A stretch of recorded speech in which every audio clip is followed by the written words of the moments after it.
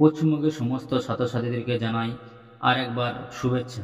আশা করি তোমরা সকলে ভালো আছো এবং নিয়মিত ক্লাসগুলি ফলো করছো। তো আজকে তোমাদের জন্য নিয়েছি কিছু এমসিকিউ কোশ্চেন। তারপর তারপর যেটা বলবো যে তোমরা যারা আমার ভিডিও দেখছো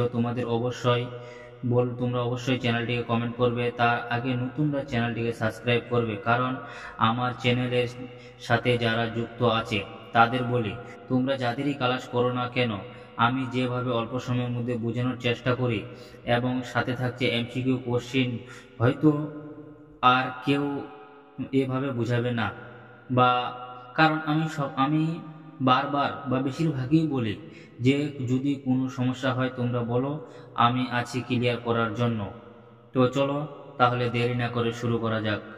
তো আজকের প্রথম কোশ্চেন হলো 1 নম্বর কোশ্চেন, জন্ডিস হলে কোন অঙ্গটি আক্রান্ত হয়? এর উত্তর হচ্ছে গ, লিভার। এরপর দ্বিতীয় কোশ্চেন, জন্ডিস হলে কোন ধরনের খাবার এড়িয়ে চলা উচিত? দুধ ও দই এই দুটি এড়িয়ে চলা উচিত। এরপর 3 নম্বর কোশ্চেন, হেপাটিক জন্ডিস কেন হয়? এর উত্তর হচ্ছে লিভারে হেপাটোসাইটিক কোষের কার্যকারিতা কমে যাওয়ার কারণে হেপাটাইটিস জন্ডিস হয়। এরপর 4 নম্বর কোশ্চেন, জন্ডিস থেকে সেরে উঠতে বেশিরভাগ কোনটি গুরুত্বপূর্ণ? জন্ডিস থেকে সেরে ওঠার জন্য পর্যাপ্ত পরিমাণ বিশ্রাম নেওয়া দরকার। এরপর 5 নম্বর কোশ্চেন, জন্ডিসে আক্রান্ত রোগীর চোখে এবং ত্বক কী রঙের হয়ে যায়? হলুদ রঙের হয়ে যায়। এরপর 6 নম্বর কোশ্চেন, রক্তে কোন উপাদানটির মাত্রা বেড়ে গেলে জন্ডিস দেখা যায়?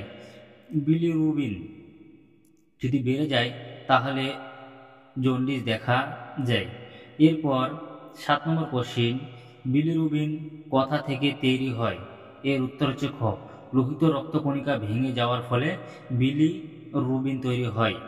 এরপর 8 নম্বর কোশ্চেন, কোনটি জন্ডিসের একটি সাধারণ লক্ষণ? এর উত্তর হচ্ছে যেরকম গ, হালকা জ্বর ও বমি ভাব। এছাড়া অনেক কিছু লক্ষণ দেখলে বোঝা যায়। এরপর 9 নম্বর কোশ্চেন, কোন ধরনের জন্ডিসে মলের রং ফ্যাকাশে বা মাটির মতো হয়ে যায়? পেশাবের রং ফ্যাকাশে বা হলদা হয়ে যায়। তো এটা বেশিরভাগই হয় হেপাটিক্স জন্ডিসের, পোস্ট হেপাটিক জন্ডিসের।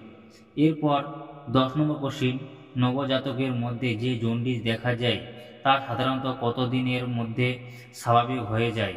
এটি 2 সপ্তাহের মধ্যে স্বাভাবিক হয়ে যায়। এরপর 11 নম্বর কোশ্চেন, জন্ডিসের প্রধান কারণ কি? এর উত্তর হচ্ছে ক, লোহিত রক্তকণিকার ভাঙ্গন। এরপর 12 নম্বর কোশ্চেন, নবজাতকের শারীরিক বিরক্তিও জন্ডিসের কারণ কি? নবজাতকের শারীরিক বিরক্তিও জন্ডিসের কারণ কি? হ্যাঁ, এটা হচ্ছে খ, লিভারের অপরিপূর্ণতার জন্য নবজাতকের শারীরবৃত্তীয় জন্ডিসের কারণ ঘটে। এরপর 13 নম্বর কোশ্চেন, জন্ডিস রোগীর শরীরে কোন উপসর্গটি সাধারণত দেখা যায়? এর উত্তর হচ্ছে খ, চোখ ও ত্বক হলুদ হয়ে যাওয়া। এরপর 14 নম্বর কোশ্চেন, জন্ডিসের ইংরেজি শব্দের উৎস কোন ভাষা থেকে এসেছে? এটি একটি ফার্সি ভাষা থেকে এসেছে। এরপর কোশ্চেন, জন্ডিস কোন ধরনের সমস্যা নির্দেশ করে? এর উত্তর হচ্ছে গ, লিভারের কার্যকারিতা নির্ণয় করে। তো স্টুডেন্ট, তোমরা যারা নিয়মিত ক্লাসগুলি ফলো করতেছো তোমাদেরকে বলতেছি, তোমাদের যদি কোনো সমস্যা হয় বা যদি কোনো বিষয় জানার থাকে তাহলে আমাকে কমেন্ট বক্সে গিয়ে কমেন্ট করে বলো। অবশ্যই কমেন্ট করবে এবং নতুনরা চ্যানেলটিকে সাবস্ক্রাইব করবে।